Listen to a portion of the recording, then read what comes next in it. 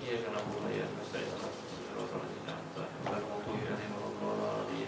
amin.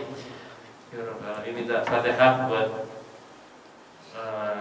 saudara kita Akhina Amin yang telah diberikan anak ya, alhamdulillah. Allahumma barik fil maulud Allahumma barik fil maulud wa walad fil maulud ismuha Yasmin Aminah.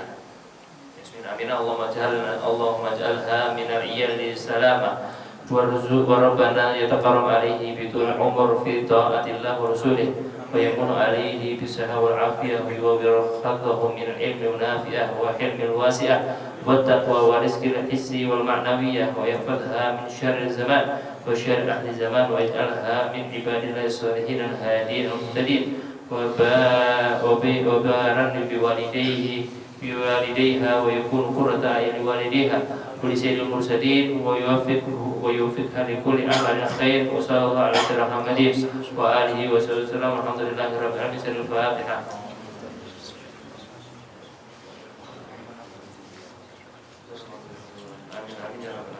Bismillahirrahmanirrahim. Qala Imam Al-Ghazali fi kitabihi ila al-qal adab ma baina tulu'i syamsi ila zawal.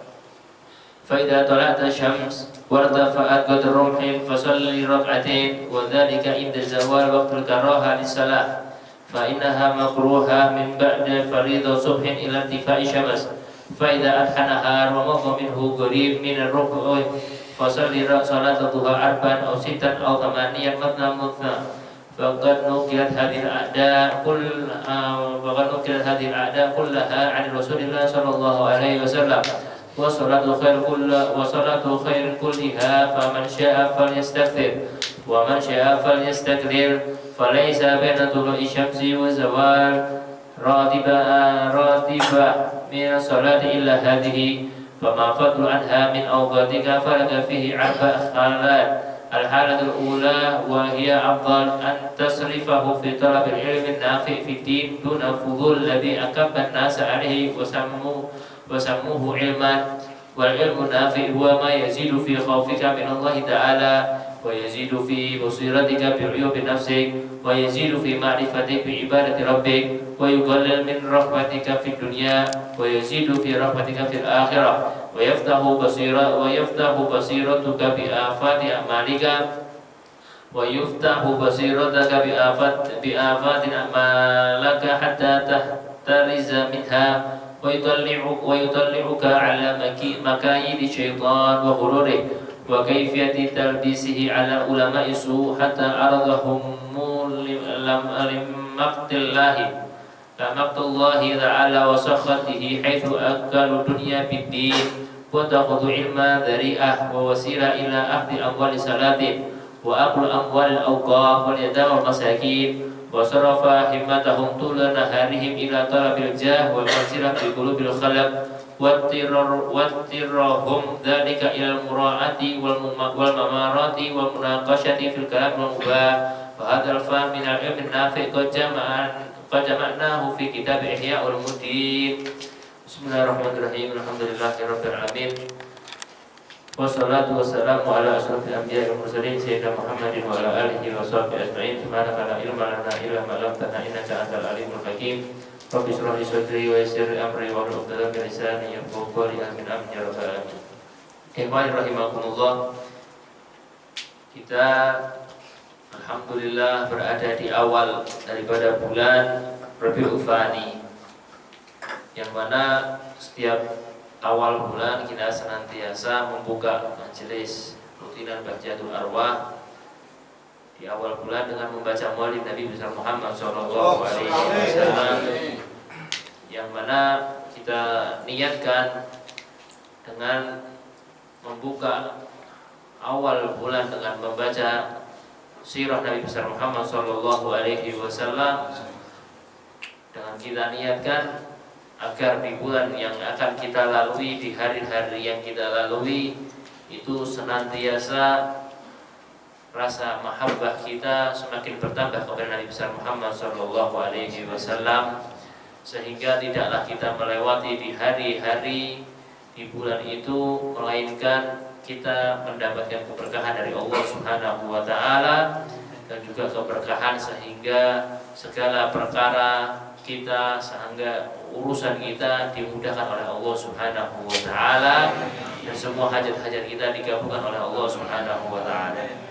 Kemudian seperti biasa di awal bulan kita membaca daripada kitab Bidayatul Hidayah karangan Imam Ghazali, yang mana alhamdulillah kita sudah sampai daripada kitab tersebut di fase bagaimana adab kita, bagaimana Imam Ghazali memberikan petuah nasihat beliau dalam kitab Bidayatul Hidayah, yaitu tentang adab setelah terbit daripada matahari. Kalau kita kan biasanya terbit matahari dalam keadaan tidur, habis sholat subuh biasanya tidur lagi. Nah, terkadang itu amalan itu kita sendiri yang bikin, padahal di waktu-waktu yang mulia itu, di waktu yang telah ditetapkan oleh Rasulullah SAW untuk menghidupkannya, ketahuilah pasti di situ memiliki keutamaan, memiliki keberkahan, memiliki suatu keistimewaan sendiri di sisi Allah Subhanahu wa taala. Katanya Rasul dalam hadis dikatakan, burikat ummati fi bukuriha, diberkahi umatku oleh Allah Subhanahu wa taala di pagi harinya. Jadi kalau orang dulu dikatakan kalau orang yang bangun kesiangan rezekinya dipatok ayam. Maksudnya apa? Rezeki bukan rezeki yang hisia. Kalau kita lihat, oh ini saya bangunnya siang tapi kok masih dapat gaji, saya bangunnya siang tapi kok masih mendapatkan uang pada hari itu. Nah, rezeki yang dimaksud oleh orang tua kita yaitu rezeki maknawiyah. Di dalam maknawiyah itu bukan berarti rezeki yang berbentuk, bukan rezeki material yang uang, yang seperti kita pegang uang atau benda-benda yang lain yang bisa kita nampak, enggak.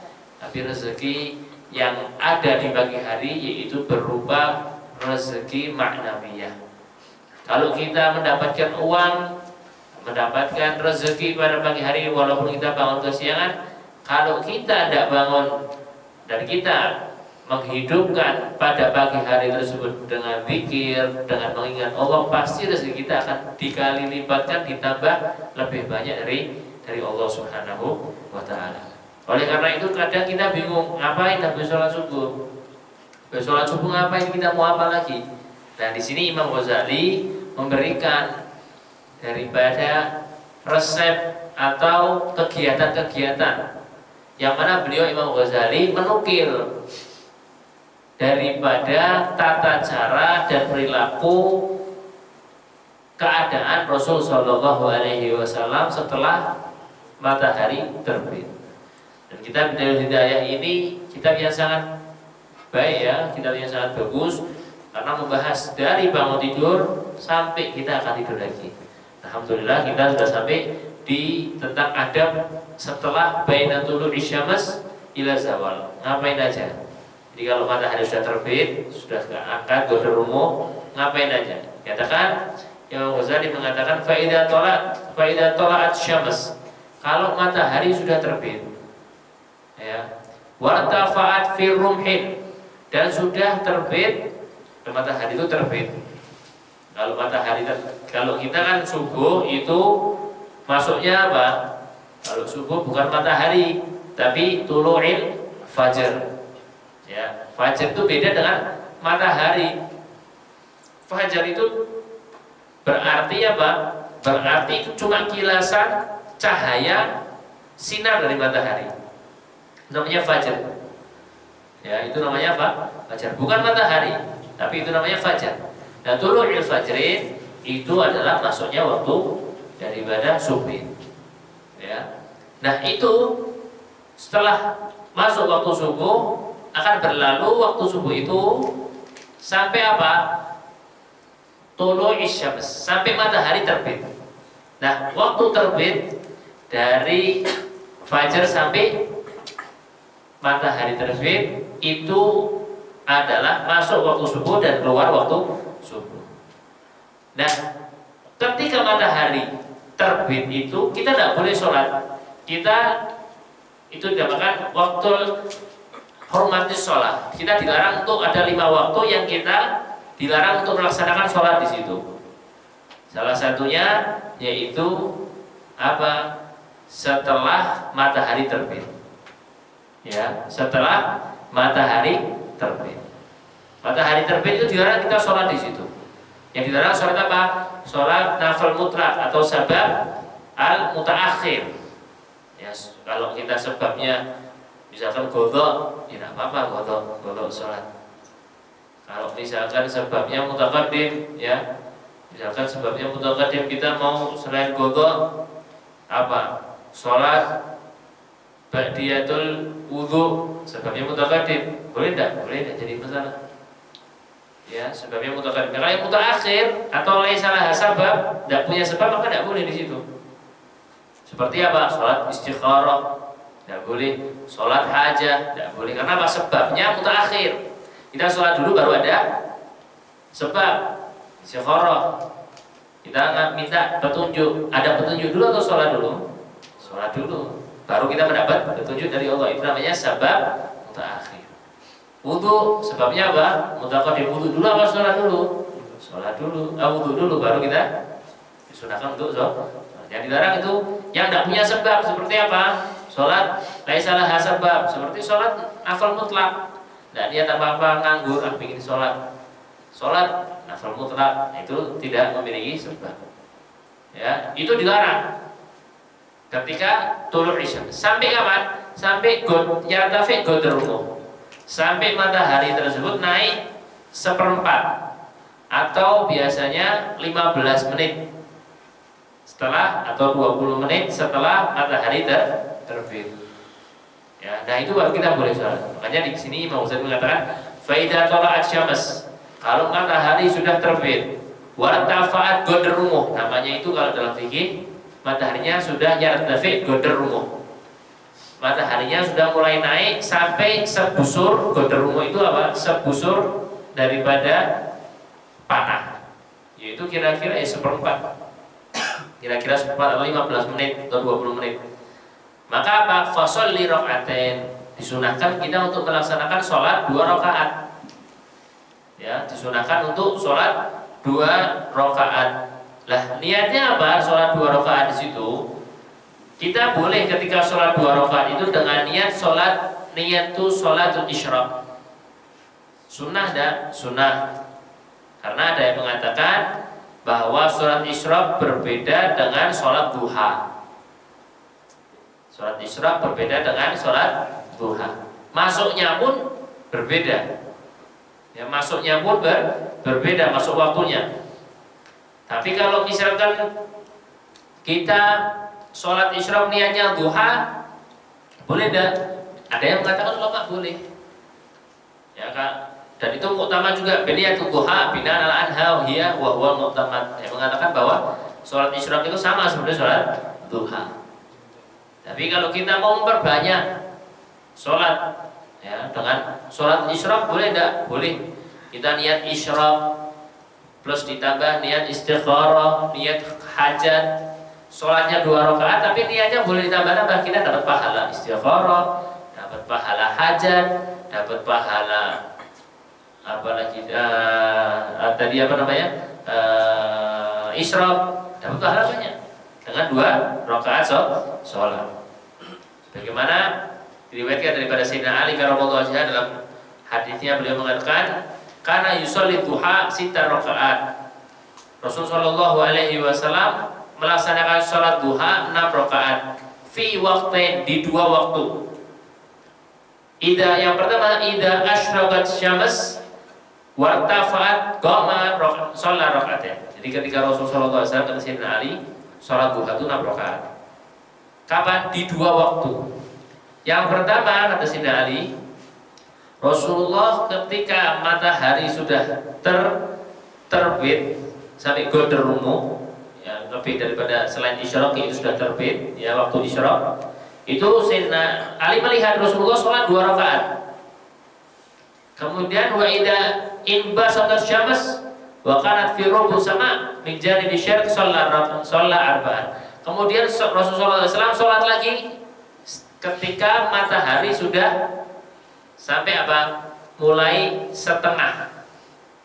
Yaitu kira-kira jam 9, pukul 9, pukul setengah 10, setengah 9. Nah itu mataharinya sudah mulai melebihi daripada rubuh, yaitu sampai setengah.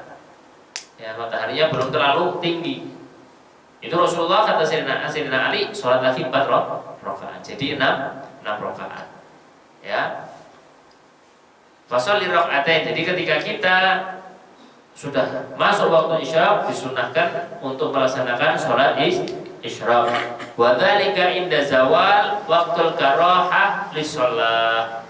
Dan itu ya inda zawal fasholli rakaatain wa dzalika inda zawal waqtul karahah lis-shalah. Kita kapan sholat 2 rakaatnya? Ketika sudah zawali waqtul karahah.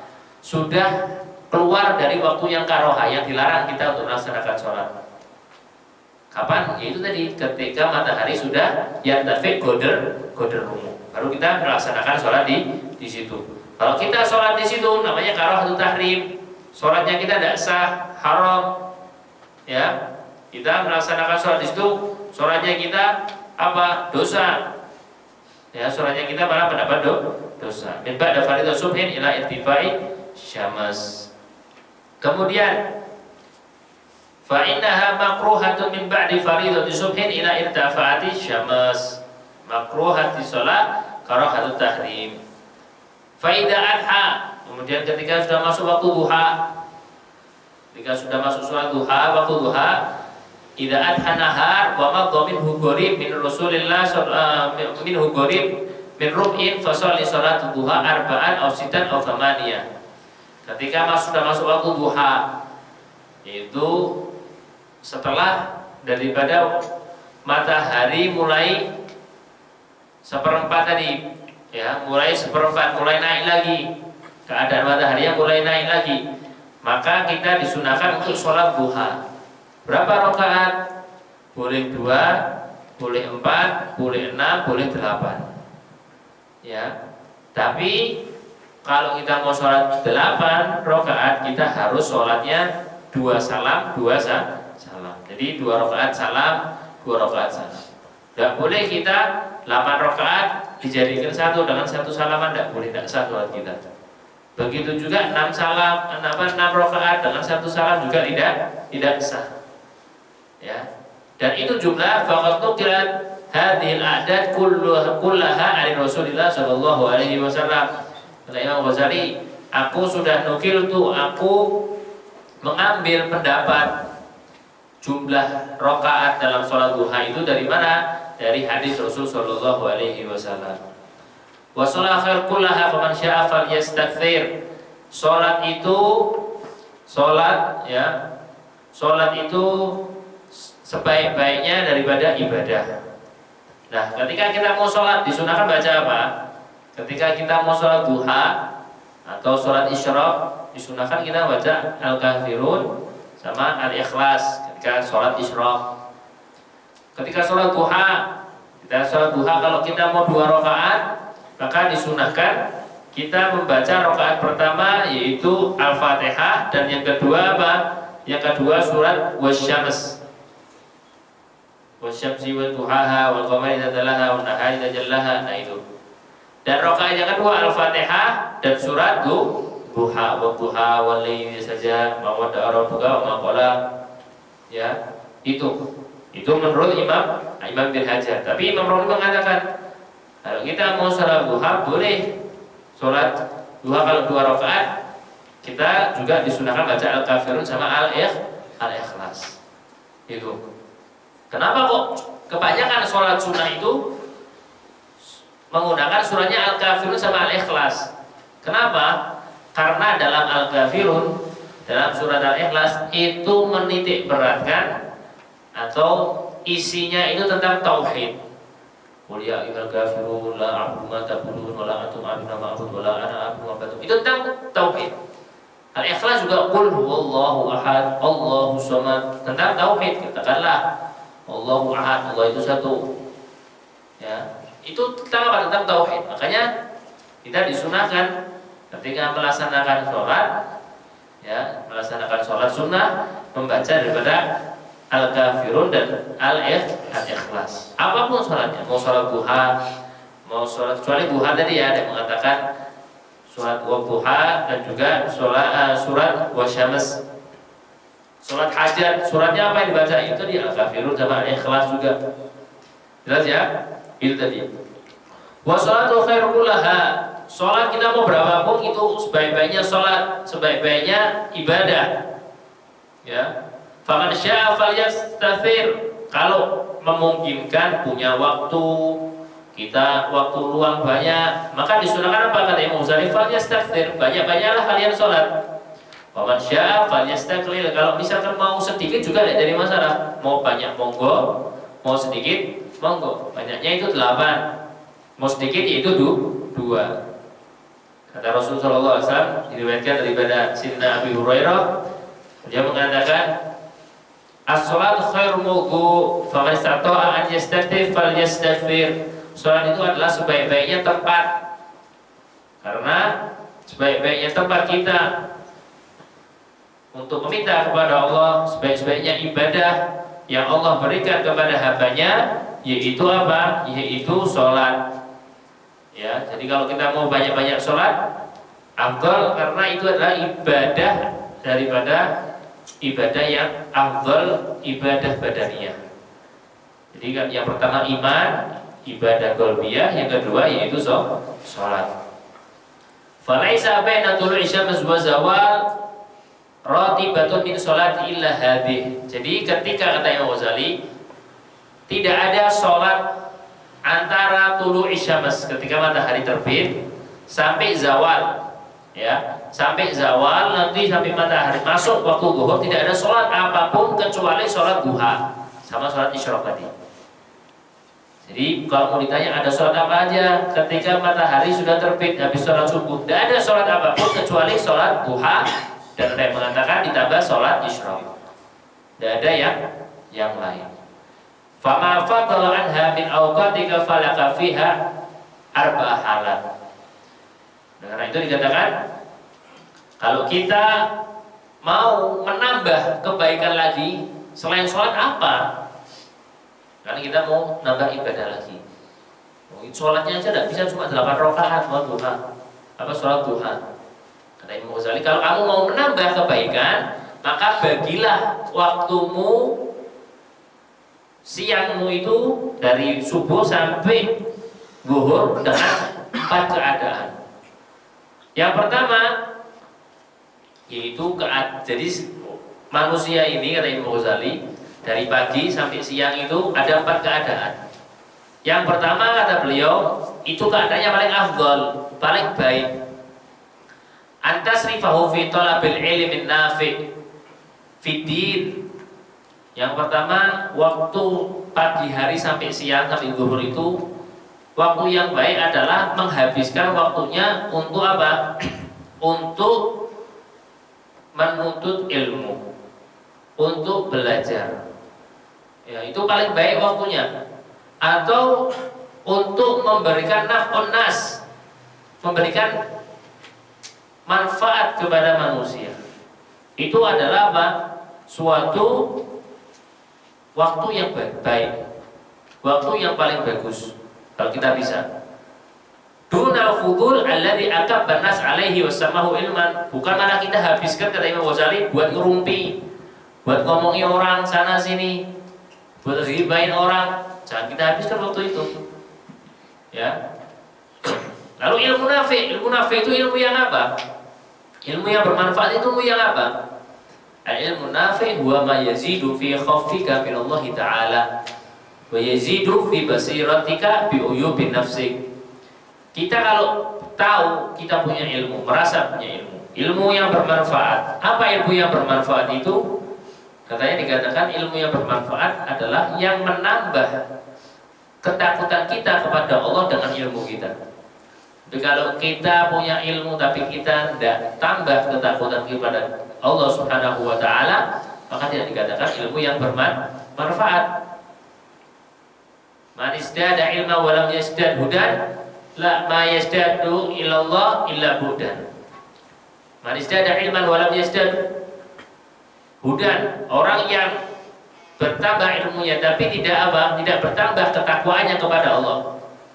La yasdad ilallah illa hudan, maka dia tidak akan bertambah dekat kepada Allah, melainkan dia akan semakin jauh. Kalau kita punya ilmu tapi kita tidak mengamalkannya, tidak merasa takut kepada Allah Subhanahu wa taala, maka ilmu yang kita miliki itu tidak bisa dikatakan ilmu yang bermanfaat. Dan dengan ilmu juga yazidu fi basiratika bi uyubi nafsik. Kalau kita sudah punya ilmu juga, maka ilmu itu bisa menjadi cermin untuk aib-aib kita. Bukan kita punya ilmu terus kita ngomentari orang. Dengan ilmu kita bisa ngomongin orang. Dengan ilmu kita bagi-bagi untuk, oh ini fulan salah alirannya, oh ini ibadahnya tidak sah, oh ini kegiatannya salah. Tapi dengan adanya ilmu yang manfaat, yaitu akan bertambah kebuka mata hati kita bahwa kita tentang kurangnya kita terhadap Allah Subhanahu wa taala. Jelas ya, itu yang menandakan ilmu yang bermanfaat. Wa yazidu fi ma'rifatika bi ibadati rabbik, dan juga bertambah pengetahuan kita atas ibadah kepada Allah Subhanahu wa taala. Itu contoh-contoh daripada ilmu yang bermanfaat. Juga wa yuqallil min rahbatika fid dunya. Kalau kita sudah punya ilmu yang bermanfaat, maka kita akan sedikit rakus terhadap dunia. Kita tahu apa itu makna zuhud, kita tahu apa itu makna wara. Dengan apa? Dengan ilmu yang bermanfaat. Jadi kalau kita tidak punya ilmu yang bermanfaat, kita akan menganggap kita akan hidup selama-lamanya di dunia. Padahal waktu kita terbatas, ya, waktu kita tidak lama lagi. Berapa lama-lamanya? 63 tahun, 70 tahun, 85 tahun, 80 tahun. Sudah, habis itu sudah berapa? Tahun umur kita sekarang sudah berapa? Sudah kita lewati berapa? Seperempat umur kita, setengah umur kita, setengah daripada umur kita. Bentar lagi kita akan menghadapi perjalanan yang tidak ada habisnya. Kita memasuki alam yang sangat kekal. Makanya dengan ilmu yang bermanfaat kita semakin apa? Yuqallil min rahbati fid dunya, sedikit kerakusan terhadap dunia. Wa yazidu fi rahbati fil akhirah, akan bertambah kerakusan kita untuk beramal bekal dalam akhirat kita. Jelas ya? Itu adalah ciri-ciri daripada ilmu yang bermanfaat. Mudah-mudahan kita semua pada malam hari ini diberikan ilmu yang bermanfaat oleh Allah Subhanahu wa taala, wa yarzuqna ilman nafi'an wa amalan mutaqabbalan, wa yarzuqna ilman nabiyyin wa hifdzal mursalin wa ilham malaikatil muqarrabin. Allahumma akrim bi'ilmi wa zil bihifni wa Allahumma akrim bi'ilmi wa zil bihifni wa akrim bittaqwa bi rahmatika ya arhamar rahimin. Allahumma ja'alna hadha jamal marhuma wa tawaffaqa min ibadihi dafar ma'suma wa la tafina wa la minna wa la baina syakin wa la mahruma bi rahmatika ya arhamar rahimin. Wa sallallahu alaihi wa sallam ala nabiyil ummi wa ala alihi wa sahbihi alhamdulillahi rabbil alamin. Al-Fatihah.